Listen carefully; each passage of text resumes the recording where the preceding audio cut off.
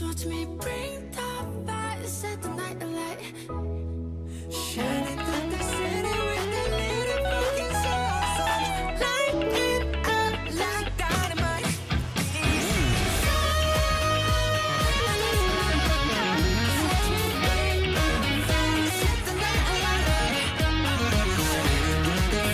with the little fucking stars.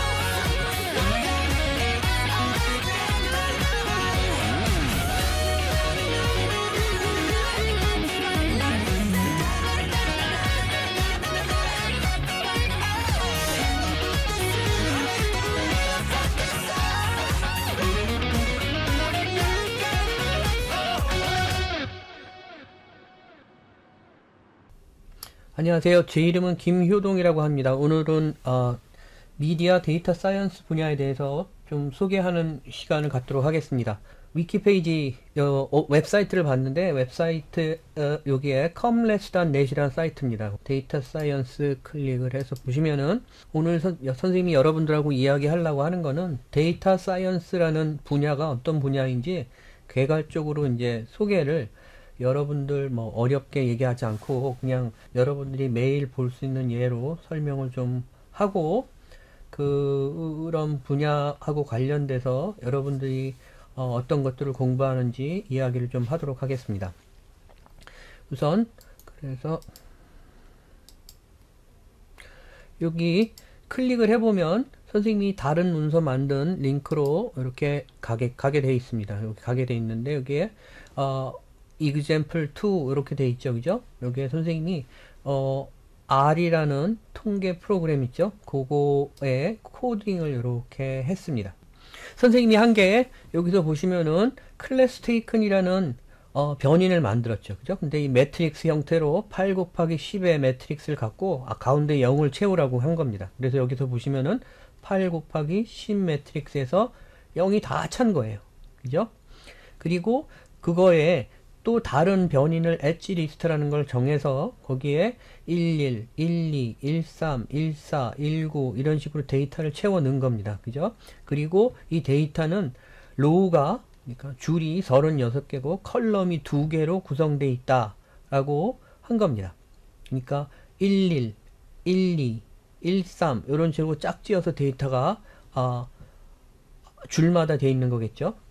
그리고 선생님이 그거를 여기 있는 요 짝지어 있는 순서대로 그거를 아까 여기에 있었던 요 매트릭스 클래스 테이큰이라는 변인에 넣어 달라고 한 겁니다. 이게 무슨 뜻이냐 하면은 여기 11에 해당되는 11에 해당되는 자리를 1로 채워 달라고 한 거죠. 그죠? 그리고 12에 해당되는 자리를 또 1로 채워 달라고. 그죠? 그러니까 우선 0으로 채워 놨으니까 여기에 해당되는 자리들만 1로 바꿔지고 데이터가 완성이 되겠죠. 선생님이 그거를 여기에 클래스 테이큰 해서 확인을 해 본 겁니다. 이 데이터가 의미하는 게 무엇이냐 하면은 학생이 10개 수업 중에 어느 걸 들으면 1로 주고 듣지 않으면 0으로 주는 데이터를 모은 겁니다. 여기서 보시면 이런 매트릭스가 이렇게 생길 거예요. 그죠? 여러분들 이걸 보시면은 이해를 할 수 있는 게 A는 Writing, Com Theory, PR, Advertising 그리고 New Media 수업을 듣는구나 라고 알 수 있습니다. 그죠? 그래서 가령 여기 요 로에서 로의 합 다 더하면은 A 학생이 몇 과목을 듣는지 알 수 있겠죠. 5과목입니다. 그죠?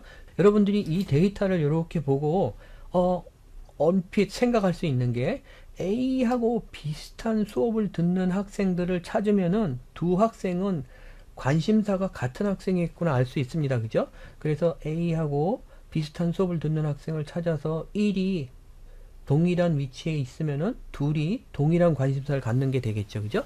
근데 수업이 10개나 있으니까 모두 같지는 않을 겁니다. 그러니까 선생님이 어떤 식으로든지 이걸 가지고서 같은 수업을 듣는 학생들을 솎아낼 수도 있고 또 다르게도 생각해 볼 수 있습니다.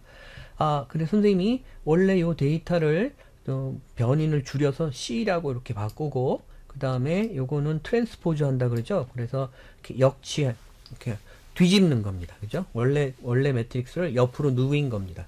그걸 트랜스포즈 C 이런 식으로 해놓고 두 개를 이렇게 곱해보고 요거는 순서를 바꿔서 곱해본 겁니다.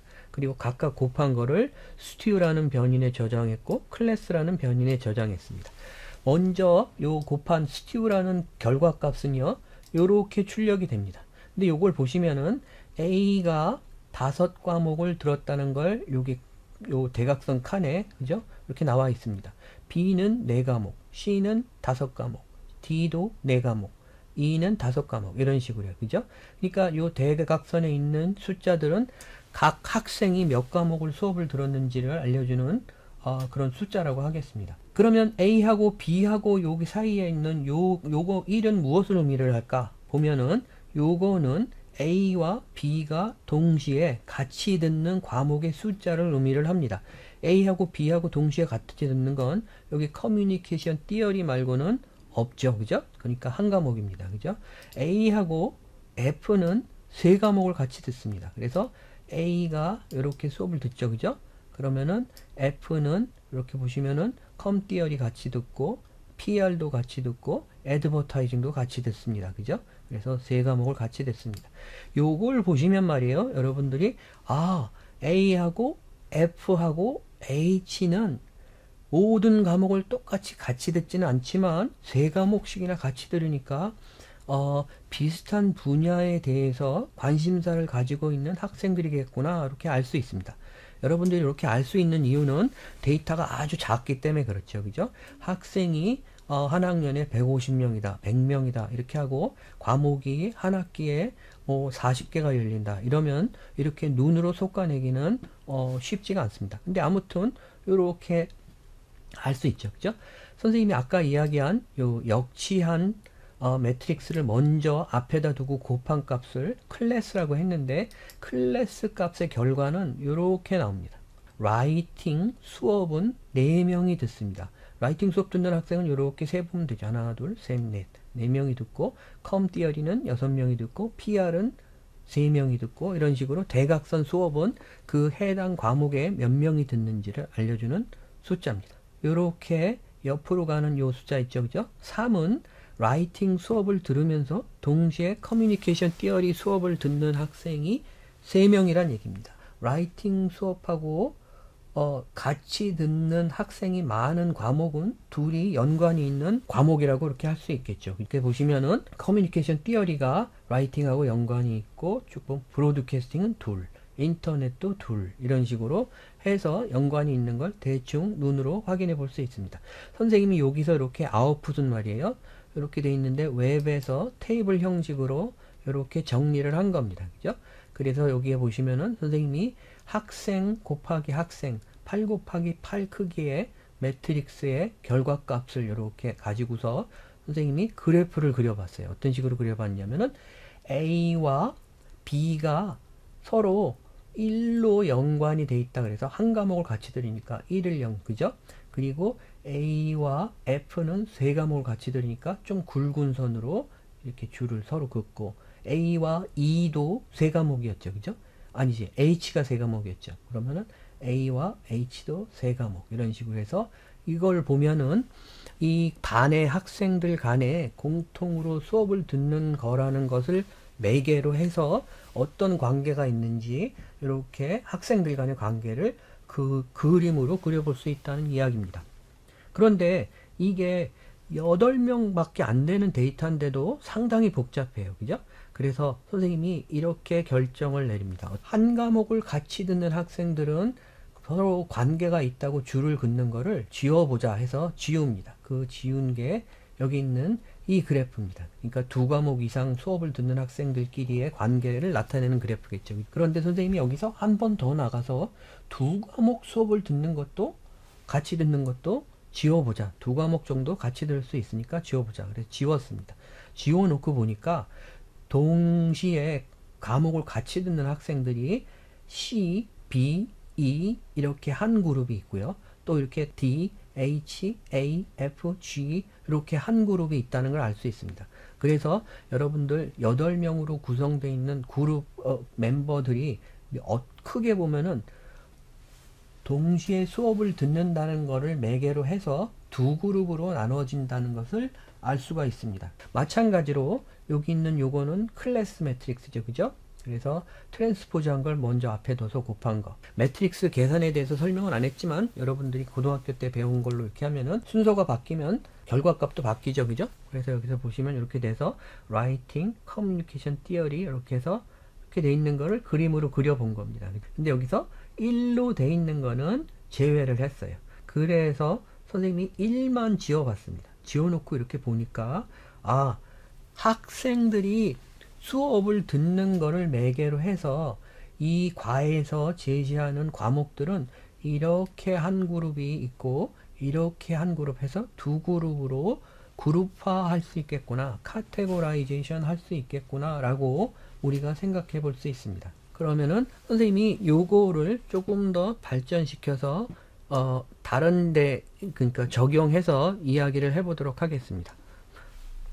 여러분들 선생님이 아까 이야기한 게 뭐였죠? 학생이었어요. 그러니까 선생님이 매트릭스 데이터가 이렇게 있었습니다. 근데 우리 예로는 8 곱하기 10이었지만은 크기는 중요하지 않아요. 그죠? 그런데 이쪽에 학생이었습니다. 스튜던트였고 이쪽에 뭐였죠? 클래스였어요. 그런데 선생님이 이거를 예로 바꿔서 다른 걸 얘기해 보고 싶어서 그래요. 뭐를 해보고 싶냐 하면은 유저예요. 그리고 이쪽으로는 책이에요. 책. 그죠? 그래서 여기 아마존 유저 사용자입니다. 그래서 이런 식으로 만약에 말이에요. 아마존이라면은 유저가 굉장히 많겠죠. 그죠? 그리고 책도 굉장히 많을 거예요. 그러니까 8 곱하기 10에서 우리가 예로 들어봤지만 굉장히 큰 데이터일 겁니다. 그러면 여기서 말이에요. 여러분들 요 데이터를 A라고 하면은 A 트랜스포즈 한 데이터 곱하기 A 데이터를 만들어서 그거를 T라고 이렇게 그죠? 매트릭스라고 이렇게 놓고 보면은 어떤 책이 있으면 그죠? 여기 있는 요 데이터는 북 곱하기 북 데이터가 이렇게 되겠죠. 그래서 북이 가령 10 밀리언이었다 그러면 10 밀리언 곱하기 10 밀리언 데이터. 근데 여기에 이렇게 해서 여기가 북3예요. 북3가 있으면은 북3 여기도 가로로 얘기했으니까 가로를 얘기하는 게 좋겠죠. 북3가 이렇게 있으면 북3하고 여기에 있는 요거는 뭐죠? 유저가 몇 권이나 이 책을 샀느냐 하는 실적이겠죠. 그 옆에 건 뭐죠? 요 책을 살 때 동시에 어떤 책을 같이 사는가를 나타내주는 그런 데이터겠죠. 그런데 여기 있는 게 이게 가령 400이에요. 그러면 이 책을 사고 이 책도 사는 사람이 400명씩이나 있다는 얘기죠. 그렇다면은 상당히 관계가 많은 데이터겠죠. 그러니까 여기 있는 요 데이터를 근거로 선생님이 무엇을 할 수가 있냐면은 이렇게 그죠? 그래서 카테고리 1 해서 북들을 카테고라이제이션을 할 수가 있습니다. 2 해서 카테고리 2, 그 다음에 3, 카테고리 3, 그 다음에 카테고리 4 이런 식으로 북들을 나눠 놓고 보면은 그래서 요거를 말이에요. 여러분들 실제로 계산을 실시간으로 할 수 있도록 하기도 하고 아니면은 미리 계산을 해둬서 이렇게 묶어둔 후에 어떤 사용자 K가 있어요. 그죠? 사용자 K가 C1에 있는 21번 책을 살라고 결정을 하고 있습니다. 이때 여러분들이 웹사이트에서 무엇을 해주면 좋을까요? 21번 책과 가장 가까운 거리에 있는 다른 책들을 리스트업 하는 겁니다. 그래서 131번, 그 다음에 1541번, 그 다음에 2000번 이런 책들을 이렇게 나열을 하고 뭐라고 하냐면은 이 책을 21번 책을 산 사람들은 이런 책도 샀습니다 라고 정보를 주는 거죠. 그죠? 이게 바로 아마존에서 할 수 있는 겁니다. 여러분들 선생님이 그럼 아마존에서 이거 원래 데이터로 선생님이 아까 이야기했던 것처럼 A 곱하기 A 트랜스포즈 한 데이터 그래서 요거를 TM1이라고 이렇게 하죠. 여기서 나오는 요 데이터는 아까 식으로 말하면 뭐죠? 요거는 북이 아니라 이렇게 해서 그죠? 유저와 유저의 데이터죠. 그죠? 그리고 요거 여기 있는 요건 뭐죠? 여기에 내가 이렇게 있다고 하면은 요거는 내가 아마존에서 어떤 책을 몇 권이나 사서 읽었는지를 알려주는 데이터고, 그리고 여기 있는 32라는 데이터는 여기 있는 요거는 K라는 사람이야. 그죠? K와 나는 32권 비슷한 책을 같이 읽었다는 뜻이에요. 다시 이야기하면은 무슨 책을 읽는데 공통 관심사가 있다는 얘기죠. 그러면 여러분들 아마존에서 요걸 토대로 해서 북클럽이라는 커뮤니티를 만들어서 그 커뮤니티 활동을 이렇게 하도록 유도해 볼 수도 있습니다. 여러분들 선생님이 여기까지 이야기를 하면은 이제 다른데 다 적용을 하실 수 있을 겁니다. 사용자 곱하기 동영상, 그죠? 유튜브에서 레코멘데이션 해가지고 동영상 이렇게 알려줄 적에, 그죠? 그래서 여러분들 유튜브 보시면 어떤 식으로 나오죠? 이렇게 내가 안 보던, 내가 서브스크립션 안 하던 유튜브 썸네일이 이렇게 나오고, 여기에 마우스를 올려놓으면은 당신이 본 유튜브 있잖아요, 그죠? 그래서 유튜브 어떤 동영상, 그죠? 요거를 유튜브 121이라고 할게요. 유튜브 121을 시청한 사람들은 요 동영상도 시청을 합니다. 라고 요렇게 해서 레코멘데이션을 하죠. 그죠? 그래서 이제 여기 있는 요거를 보시면은 유저 곱하기 유튜브. 그죠? 그리고 또 뭐가 있죠? 유저 곱하기 필름이나 아니면 TV쇼 같은 거. 그래서 요거 대표적으로 있는 게 뭐죠? 넷플릭스가 레코멘데이션 그거를 하죠. 그죠? 그리고 또 우리 최근에 우리나라 같은 경우에는 뭐예요? 왓챠라는 서비스도 그런 것들을 하죠. 그리고 음악도 충분히 가능합니다. 외국 같은 경우에는 사용자가 있고, 사용자가 어떤 음악을 듣는지, 음악, 그죠? 이렇게 해가지고 동시에 같이 듣는 사람들 이렇게 찾아서 동시에 같이 듣는 음악들을 레코멘데이션으로 이렇게 알려주는 게 있습니다. 선생님, 이 서비스 이름이 말이 좀 느려진 게 기억을 해내려고 하는데 기억이 잘 안 나네요. 근데 아무튼 이런 서비스가 있습니다. 요거를 약간 변형해서 다른 서비스도 있습니다. 음악을 듭니다. 그래서 여기서 음악이라는 얘기는 아까 BTS의 다이너마이트 그 음악을 얘기합니다. 그죠? 그거를 뮤직 21번이라고 이렇게 하자고요. 그죠? 그러면은 뮤직 21번이 가지고 있는 그런 속성 있죠. 그죠? 속성들을 쭉 나열을 합니다. 가령 진로 장조냐 이렇게 물어볼 수 있죠. 그죠? 단조냐, 그죠? 일렉트로닉 기타가 들어가느냐, 그 다음에 드럼이 들어가느냐, 그 다음에 가사 내용이 어떻느냐, 이런 것들을 다 음악적인 요소들을 나열을 하면은, 그죠? 전문가라면 굉장히 길게 나열을 할 수가 있겠죠.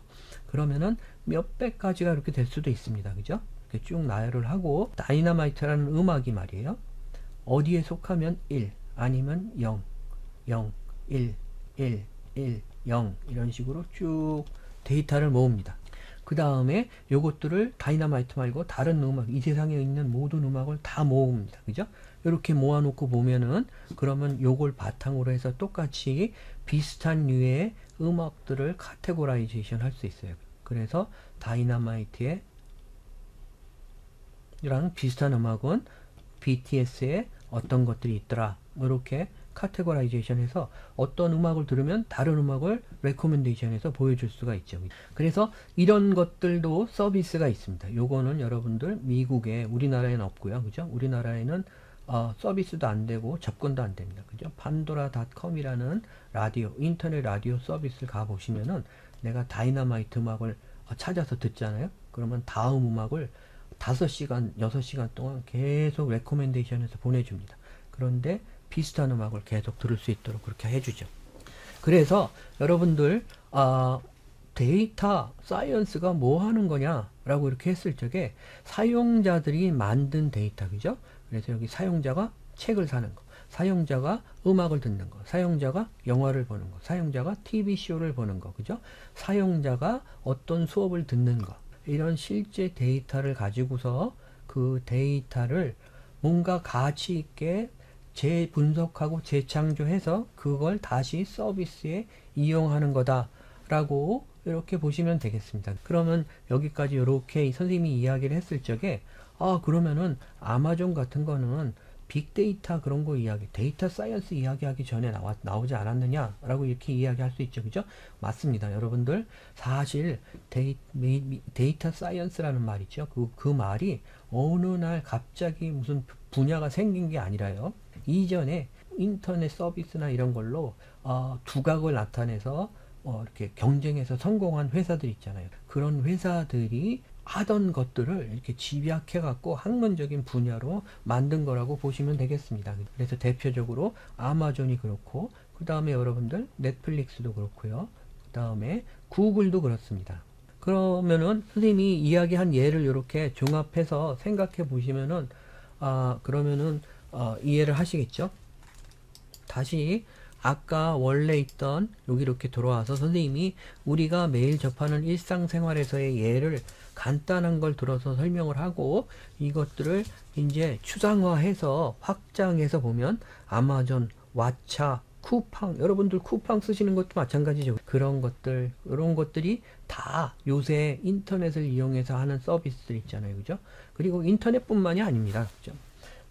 거의 모든 것들 이렇게 보시면은 요런 데이터 사이언스를 이용해서 보다 정교화된 서비스, 프로덕트, 상품 이런 것들을 개발하고 제시하는데 사용이 된다라고 보시면 되겠습니다. 그래서 여러분들 데이터 사이언스에서 무엇을 배우느냐라고 이렇게 하면은 바로 이런 것들을 제대로 할 수 있는 수학적, 통계학적 지식을 바탕으로 하고, 그 다음에 여러분들 그런 것들을 사람이 안 하고요. 기계가 말이에요. 배워서 할 수 있도록도 할 수 있겠죠. 그죠? 그런 것들이 점차 정교화 되면서, 그러면서 데이터 사이언스라는 분야가 말이에요. 어떤 식으로 발전을 했냐면은 AI, Artificial Intelligence, 그 다음에 머신러닝, 그 다음에 딥러닝, 이런 식으로 세분화해서 발전해 왔다라고 보시면 되겠습니다.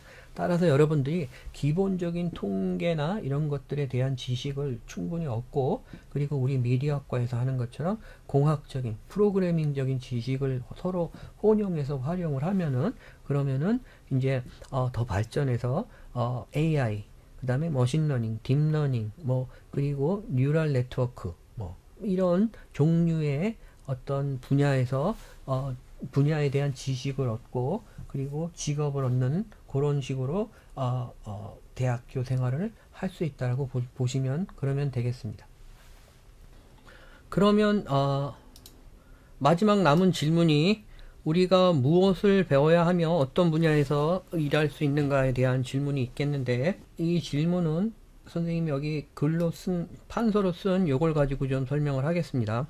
여러분들 데이터 사이언스라는 건 우선 데이터가 필요하겠죠. 그런데 이 데이터 사이언스라고 이름이 붙이게 된 이유는, 이전의 데이터들은 다 구조화되고 정형화된 데이터베이스 설계 및 운영에 기초를 둔 데이터베이스였는데, 이게 여러분들 그냥 문장 구조라든지 아니면 여러분들 그림이라든지 사진이라든지 그 외에 비정형 비구조화된 데이터베이스를 다루는 걸로 이렇게 바뀌었습니다. 그러면서 데이터베이스를 자체를 다루는 그런 지식이 있겠죠. 그죠? 이런 것들은 약간 로우 레벨, 그러니까 그 지식이라고 할 수 있겠는데, 이런 것들로 하둡을 다룰 수 있다든지, 아니면은 요 스파크는 선생님 생각에 아파치라는 데서 그 재단에서 나온 스파크를 이야기합니다. 그 외에도 여러 가지 비정형 데이터로 활용할 수 있는 그런 시스템들이 있습니다. 이런 것들을 다룸으로써 데이터를 모으고 그리고 이걸 뭐라죠? 매니지하고 이렇게 하는 것들을 하는 그런 지식이 있겠습니다. 그래서 DB에 대한 지식이 우선 있겠고요. 그리고 두 번째로는 이런 DB에 있는 데이터들을 익스트랙션, 그죠? 이렇게 불러오면 여러분들 데이터가 올바르게 분석하기 쉽게 돼 있는 것들이 거의 없다고 보면 됩니다. 그러면은 이 데이터들을 분석할 수 있게 자유자재로, 선생님이 이걸 데이터 마사지라고 이렇게 썼는데, 조정을 하는 거죠. 그죠? 조정을 해서 그걸 분석에 활용을 하는 그런 지식과 기술이 필요하겠습니다. 이런 것들은 우리가 흔하게 사회라든지 혹은 폴리틱스, 그죠? 정치, 그 다음에 메디컬 필드, 그래서 의료계, 그 다음에 이코노믹스 같은 건 여러분들 은행도 있고요. 그 다음에 인베스트먼트, 그래서 주식, 증권 뭐 이런 데도 있을 수 있고요. 그 여러 가지가 있을 수 있겠죠. 그죠? 이런 데서 커스터머, 그죠? 커스터머들을 위한 서비스 개발에 쓰인다든지 아니면은 시스템, 그죠? 자동화된 시스템 개발에 쓰인다든지 여러분들 크레디트 카드 같은 것들을 신청하고 발급하는 게 완전 자동화될 수 있는 것도 그 신청하는 사람들에 대한 정보를 효과적으로 효율적으로 다룰 수 있는 시스템에 근거를 둔다고 할 수 있겠죠. 그렇죠? 이런 것들이 이렇게 있고요. 그리고 여러분들 그 데이터를 이렇게 가지고서 프로그래밍 지식을 이렇게 더 깊이 접목을 해서 프로그램이 스스로 그 데이터에 대해서 알아가고 해서 판단 혹은 발전 뭐 이런 것들, 그죠? 의사결정 이런 것들을 하도록 하는 머신러닝이나 혹은 딥러닝 이런 분야가 있습니다. 그죠? 이런 것들은 여러분들 선생님이 예로 이렇게 들어봤는데 자동차 자율주행 같은 게 있을 수 있겠죠. 그죠? 그다음에 자율 촬영 뭐 이런 게 있을 수 있습니다. 그죠? 그래서 여러분들 필요한 어떤 것들을 이렇게 그 인풋을 제공을 해주면은 드론이 한정된 공간에서 자율적으로 촬영을 이렇게 하도록 한다든지, 그 다음에 리스크 테이킹 머시너리 뭐 이런 것이라고 선생님 적어놨는데 가령 여러분들 폭발물 제거 뭐 기계 뭐 이런 것들이 발전돼서 이렇게 만들어질 수 있죠. 그죠? 불이 났을 적에 불을 원천적으로 차단할 수 있는 어떤 그런 기계 혹은 로봇 뭐 이런 것들에 대한 연구가 있을 수도 있습니다. 그죠? 그리고 자율 배달 이런 것도 있을 수 있습니다. 그죠? 그래서 여러분들 요새 쿠팡 같은 거 많이 쓰죠. 그죠? 근데 쿠팡에서 사람이 아니라 자율적으로 뭘 배달한다. 뭐 이런 것들에 대한 연구도 있죠. 그죠? 그리고 선생님이 생각하기에 거짓말 탐지, 뭐 디셉션 디텍터 뭐 이런 것들도 중요한 분야라고 이렇게 볼 수 있다고 생각을 합니다. 그죠? 그래서 이런 쪽의 연구는 데이터와 함께 프로그래밍에 대한 지식이 깊이 이렇게 서로 접목이 돼서 이루어질 수 있는 것들이죠. 이런 것들을 통틀어서 이렇게 보면은 선생님이 여기 적은 것처럼 DB에 대한 지식, 그래서 포멀한 거, 인포멀한 거, 그죠? 포멀은 선생님이 여기 뭐 설명을 안 했지만 SQL과 같은 데이터 시스템을 이야기하고, 인포멀은 하둡이나 스파크 같은 거, 그죠? 그리고 통계에 대한 지식, 그죠? 통계에 대한 지식은 통계 자체에 대한 지식도 필요하고, 그 통계를 다루는 프로그램인 R이나 파이썬에 대한 지식도 같이 익히셔야 됩니다. 그리고 프로그래밍에 대한 지식, 그래서 파이썬 같은 거, 그죠? 그리고 전 선생님 여기 적었는데 통계에 대한 거는 통계 프로그램 중에 SPSS나 SAS나 뭐 이런 것들도 많습니다. 요거는 IBM 회사에서 제공하는 통계 프로그램입니다. 구글이 반응을 하네요. 근데 아무튼 뭐 이런 것들 SAS, 그리고 여러분들이 가지고 있는 지식을 사회나 정치 이런 데 쓰려 그러면 심리, 사회심리, 정치학, 의학, 그죠? 그 다음에 미디어학, 그죠?